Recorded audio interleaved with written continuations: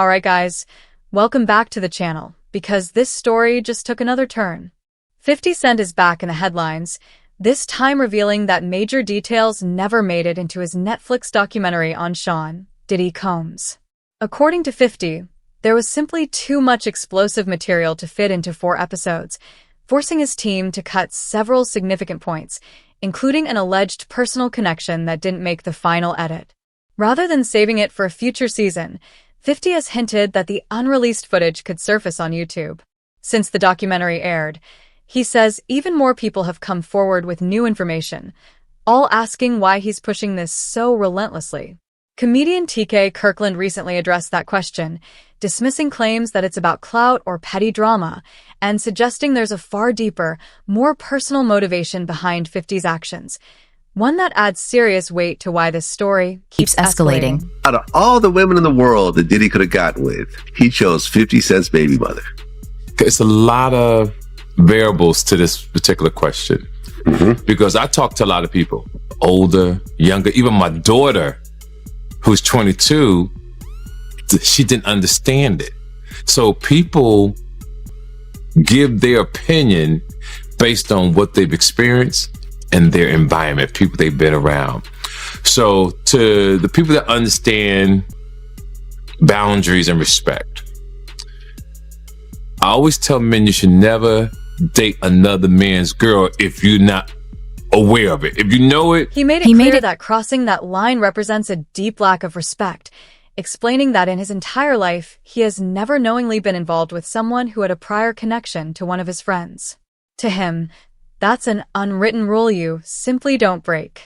He also stressed that Cent Diddy Combs is not a man with limited options. Given his fame, wealth, and global access, there was no shortage of choices, which only makes the situation more troubling. From TK Kirkland's perspective, this wasn't an accident or poor judgment, but a deliberate decision. And when viewed through the lens of the long-standing tension between Diddy and 50 Cent, it becomes difficult, in his view, to see it as anything other than intentional, adding yet another layer to an already complex and escalating story. He went after the baby mother of one of his rivals. Exactly. Someone who had been taking shots at him for years. Absolutely. On purpose. And he went after her knowing that they had beef. Right. And slutted her out. Slutted out. Just slutted her out. Slutted out. Having a whole basketball team run a train on her. And I just totally the whole agree. thing, right? Totally agree. Right. But his reputation from when he worked at Uptown, I'll be sure's girlfriend. Oh, Kim Porter. Kim Porter. Right. That's his reputation. I'll be sure his baby mother. Baby mama. Yeah. Then Eric Serum, his friend, the one that had she had his baby, Mia. So he's had a reputation of going after people. Tupac's ex-girlfriend. Tupac's ex-girlfriend. He got a baby with her too. Exactly. Yeah. So my point that I'm making to the men listening, well, if you don't understand this, then you're just poorly educated and don't really have common sense. It's a no-no. There's no way I would go after Vlad's ex-girlfriend. Right. I'm so loyal that if I met a woman and she said, oh yeah, I used to date Vlad. Oh, I can't with you, baby. Right. I won't even put my, excuse my language, because that's how I move. Other people don't move like that, but you see me in Paris, you see me all over the world. Why would I want to do that to mess up? While 50 Cent's documentary has drawn massive attention and widespread praise, not everyone sees it as a clear win. Gene Deal has publicly pushed back, offering sharp criticism and claiming that parts of the project lacked originality. According to him, certain ideas weren't the result of new research, but closely mirrored concepts he had previously shared, without proper acknowledgement. His remarks have added a fresh layer of controversy, shifting part of the conversation away from the documentary's impact and toward questions of credit, creative ownership, and how the story was ultimately constructed. I seen an interview about, he said that he had a lot of footage had to be down, the documentary had to be downsized. You understand? I don't really believe that, because a documentary is a documentary, and they could have had 45 minutes, they could have had an hour, to each one of those. You understand? They left out certain things. He said they even left out the one about Sarah Chapman. You understand? And for whatever reason, he probably left out a lot of other different stars too. You know, situations that they could have spoke about. You understand? I have a problem with the documentary, you know, and I'm just gonna let you know that the reason I have a problem with the documentary is that they know that they took my idea. You understand? They know that when I came to them, I laid out what they should do and how the documentary should be. You understand? She could say whatever she want to say. I talked to those producers before I even talked to her. They wanted to know what I had, what I was bringing, my pictures, all that stuff like that. And I told them about me, Tim, and Kirk. You understand what I'm saying? And how it would go. They did the same thing. This ain't the first time they stole from me, man. You know, if you look at the Notorious Big, if you watch the Notorious Big, that part about the shoes, I had that in my book. And I was talking to K.O. Copeland. He was one of the writers of that movie. And I told him about when I let Big use my shoes at Soul Train Award. You had this old flunky ass dude, Mike B, get on Angie Martinez's show and talk about, yo, Big, he wore mixed max shoes and he went out there and performed. When you go look at the film, when you go look at Big performing that on that show, ain't nothing mixed match about them shoes. There was $800 Maury's, size 14D, Big World 14E. E means that his shoes is a little wider than mine. He struggled, but he put them on and he went out there and performed. Those was my Gators that he had on. You understand? They did a little skit trying to disrespect me in the movie. You understand? And they said something about, oh. He also weighed in on the growing speculation that 50 Cent could release even more material online, suggesting that if additional footage does surface, it may be impossible for anyone to contain it. According to Gene Deal, if there were a legitimate way to shut the documentary down, it would have already happened, and the fact that it hasn't, he says, is very telling. In his view, the documentary's continued availability raises serious questions about how much influence Sean Diddy Combs still holds behind the scenes, and whether that power is quietly slipping away as the story continues to unfold. Documentary, and if 50 do another one, and I heard he's gonna put it on YouTube or do whatever he's gonna do,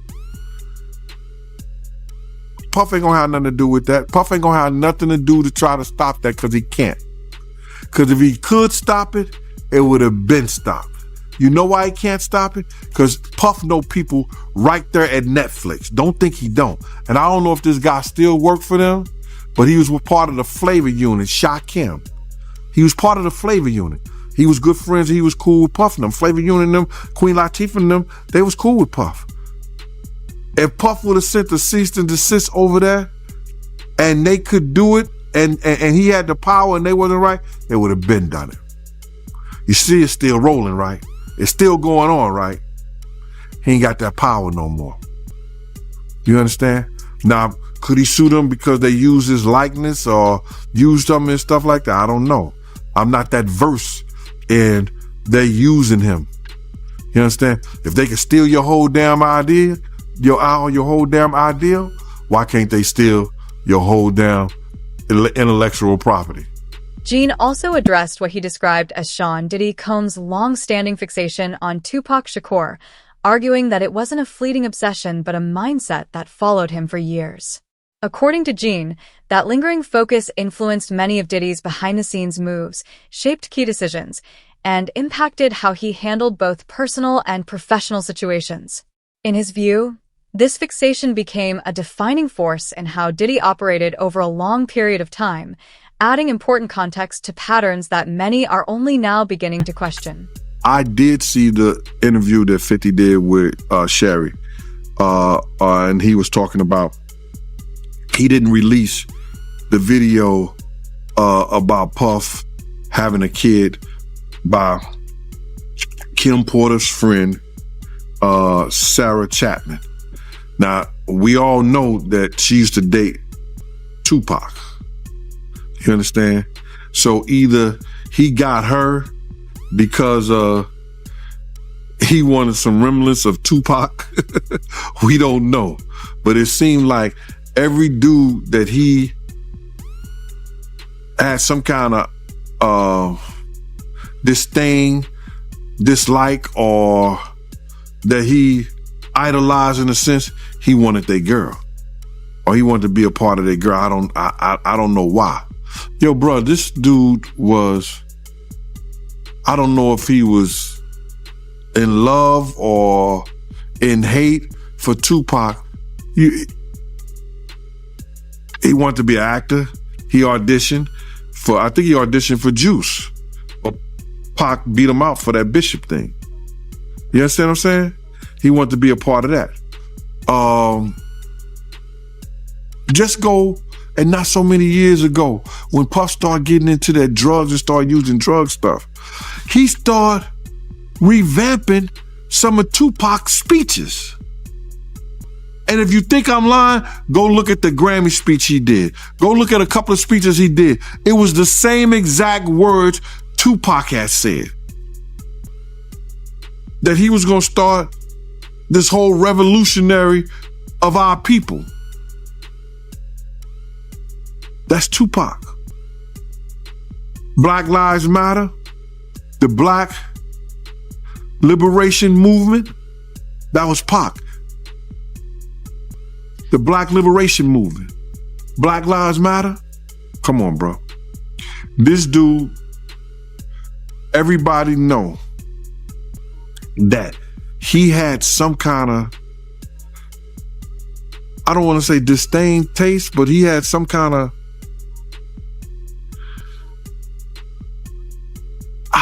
I don't jealousy of Tupac, bruh. However, the documentary isn't without noticeable gaps. One detail that stood out to many viewers was how little attention was given to Kim Porter. As Cent Diddy, Combs' longtime partner and the mother of his children, her presence in his life was undeniably significant, yet her story received only a brief mention. Porter passed away unexpectedly in 2018 at the age of 47, with pneumonia listed as the official cause, but her sudden death has continued to spark public discussion and lingering questions. Given how closely connected she was to Diddy for so many years, some viewers felt her limited inclusion left the narrative feeling incomplete and raised concerns about what aspects of the story may have gone unexplored. Do you think that Diddy killed Kim Porter? Absolutely. Why?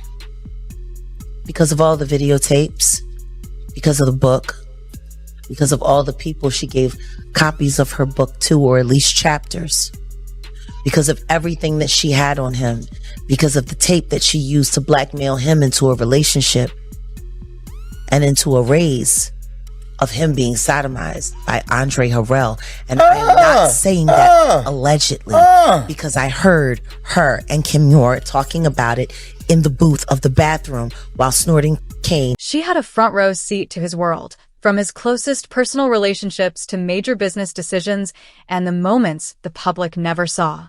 Yet despite that proximity, the documentary barely acknowledged her presence. According to multiple accounts, her story was deliberately avoided, possibly because it was seen as too sensitive or too controversial to confront directly. Gene Deal has said he knew Kim Porter personally and stepped in to support her on several occasions, firmly believing she was aware of far more than most people realize. In his view, excluding her perspective stripped the story of a crucial layer of context, leaving the narrative feeling incomplete despite how central she was to everything unfolding behind the scenes. It was alleged that she did have a book and that her book was about to come out. And she was talking about all the perils, everything that she went through in the music business and with Diddy. All the men that they slept with together, because there were men that they slept with together. There were swinging times that they slept with together.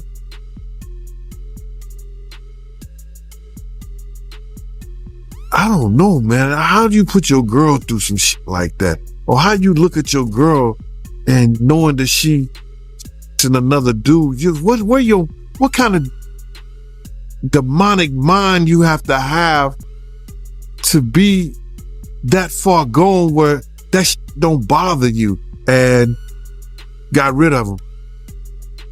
They swimming with the fishes. Wow, man. So she was about to expose all that in her book, them sleeping with men together. She was going to expose everything. I heard it was tell all. Yeah, that's crazy, man. Just curious, right? Did you know that Diddy and Kim had that type of relationship back then in real time? Yeah. Because I know somebody personally that lives in Atlanta that was swinging with them, and I would never mention his name because he's a good brother and he knows my family down there. You know, he knows my family down there, and I would never, put his name out there like that. He's been in the music business. He didn't put a lot of groups, A-listed groups out there, especially A-listed groups. None of that insight made it into the documentary. Kim Porter's presence was reduced to a few photographs, a brief mention as the mother of Diddy's children, and then the story quickly moved on, a silence that many viewers found striking, given how central she was to his life. For someone so deeply involved behind the scenes, that omission raised serious questions.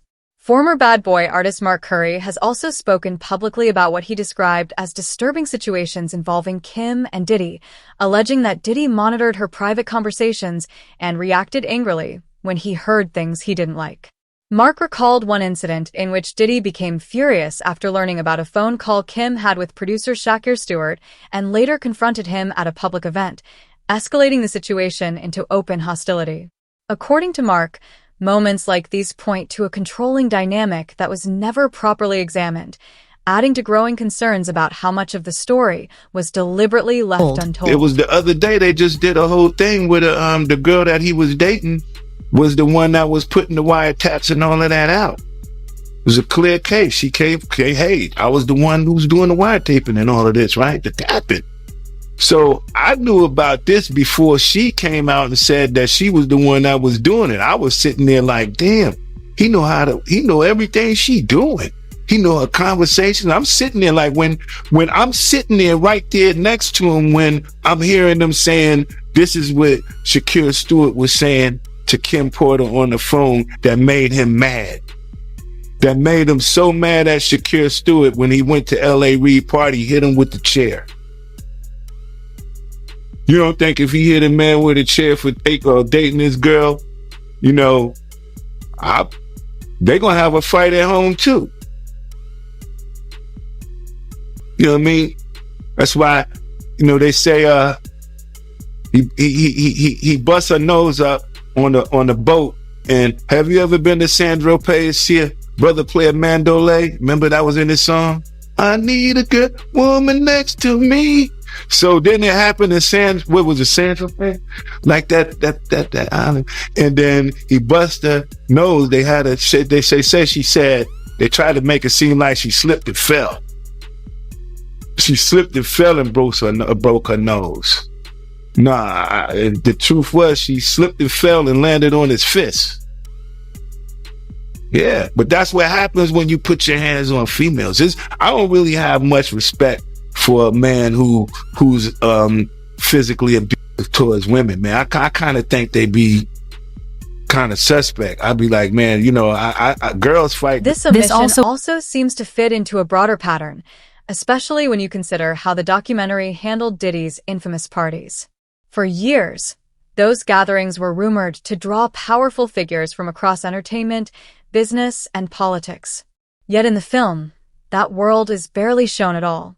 There are no prominent names, no meaningful details, and very little context. For many viewers, that absence feels deliberate, especially given how openly those connections were discussed in the past, and how quiet many of those same figures have suddenly become. The silence has only fueled suspicion that a significant part of the story was intentionally left off screen. Thoughts on all the his celebrity friends that denounced those allegations and were like, this is false, and Liars. They were saying, yeah, should they speak up now? It's getting a little too late for those who are complicit. Stevie J should be charged. Mary J. Blige should also be charged. Jennifer Lopez should definitely be charged. Jay-Z should be charged. Khaled should be charged. Rick Ross should be charged. Usher should be charged and tried with him. Off of Justin Bieber alone. Interview 10. Jaguar Wright has also pushed the conversation in a different direction, arguing that too much attention is placed on the music industry while ignoring what may have shaped Sean Diddy Combs long before fame. According to her, the story begins inside his childhood home. She claims that during his early years, his mother was frequently preoccupied with her own life, with different people constantly coming and going, creating an unstable environment. Jaguar believes that growing up surrounded by unfamiliar faces can profoundly affect a child's development, imprinting behaviors and mindsets that carry into adulthood. In her view, those early experiences may have played a critical role in shaping who he later became, well before the spotlight and the industry ever entered the equation. What he saw and what happened to him in his own mama house. All of those strangers, them up involved, looking around, seeing what was going on. And let's just be clear, it sounds like her house was a house of, professional freak-offs. So who knows what he saw or what could have happened to him while she was busy entertaining people and pouring and getting tips, as she would say, for her after-hour life. Oh yeah. He was. I'm gonna say he was surprised to hear that. School bus driver. No, was he surprised or was he like, "Zip it, you talking too much"? Because that's what it looked like to me. It looked like you talking a little bit too much. They don't need to know about that. While she was sitting up there, because I was a bus driver and I was this, and I worked at the after hours. And I would pour them Jaguar drinks. Wright also highlighted comments Diddy has made about his father, noting that he once expressed a sense of pride upon learning his father was known for living a risky, street-oriented lifestyle, something she finds deeply revealing. In her view, embracing that image rather than questioning it speaks volumes about how those early influences may have shaped his mindset, values, and identity. She argues that this perspective offers critical insight into how his past continues to echo through his choices and behavior today, long after fame entered the picture. In Sean's own words, in Diddy's own words, he had said he had a sigh of relief learning that he was the son of a hustler or a gangster. Like he wanted that status. He wanted to say that he was a sigh of relief is a wild thing to say, that your daddy was a gangster or a hustler. That's what you heard that he was. Well, I mean, like Tim said, they had a bunch of blaxploitation movies being played around the house all the time. They grew up with the Mac playing. They grew up with Superfly playing. Like, I mean, if that's what you got going on, you got two women in the house and there's no men around, and these are what the little boys are watching. You got basketball players coming over late at night. You got hustlers coming over, PIMPs coming over, women who look like they were modeling for Jet Magazine coming over. Like, it sounds like the nature of the environment is what shaped their perception of what cool was. So yeah, I mean, I'm sure for him it was, oh man, that's who my dad was. So I'm sure for him, it made him feel good because all of that stuff that he was watching, he really came from that. But that was really his legacy. And yeah, I'm sure for him it felt good to know that his dad was this big hustler who turned out to be a snitch, who got his brains removed from his head in a very... She connects that mindset to how hip-hop culture later glamorized similar figures, noting that many rap names and personas were drawn from movie characters that symbolized power, fear, and dominance. According to Jaguar Wright, Diddy didn't just admire that image from afar. He identified with it on a personal level because it reflected the environment he grew up in. In her view, that connection went far beyond music or branding and shaped how he saw himself at his core.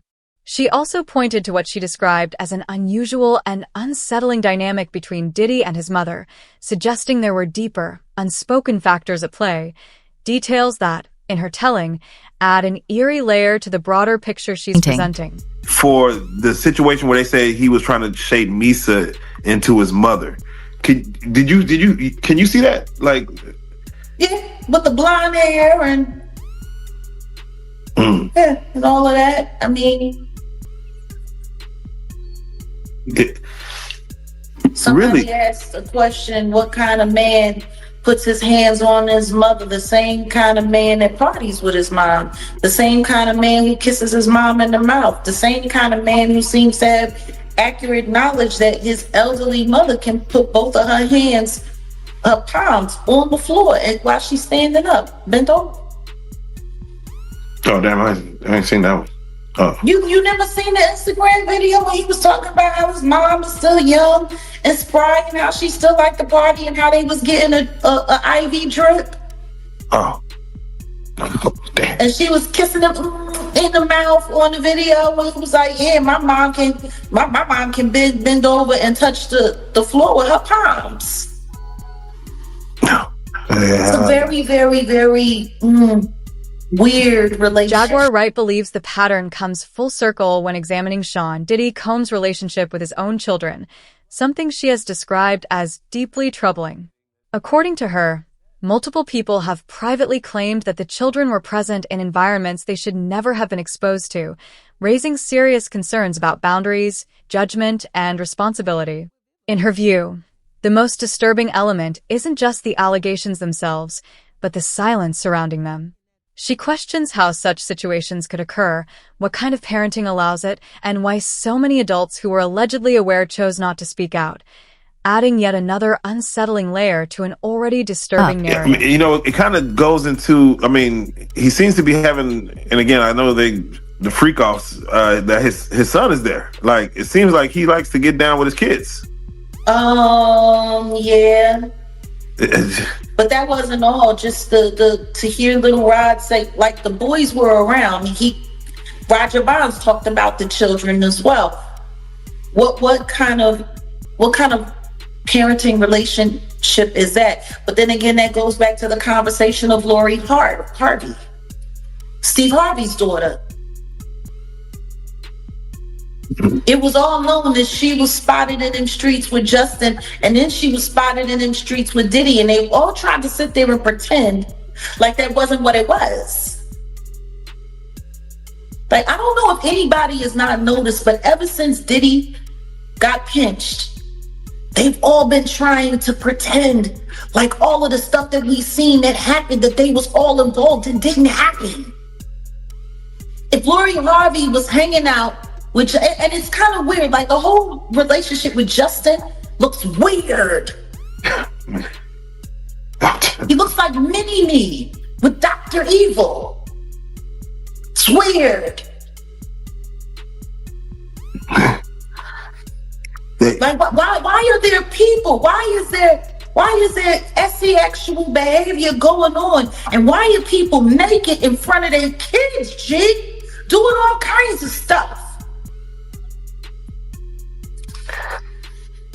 And meanwhile, Misa's running around making comments about how she don't like the way that Eric Sermon was depicting her in the documentary. You don't like the way you're being talked about in the documentary. You don't like the fact that, because see, it wasn't Gene Deal, because Gene Deal said he wasn't there, and thank God that he was able to admit that. Kirk Burrows did say that he was there and present when Diddy was beating the brakes off of Misa and putting the feet to her up underneath. If a second wave of footage from 50 Cent does surface, what other claims or revelations do you think could come to light?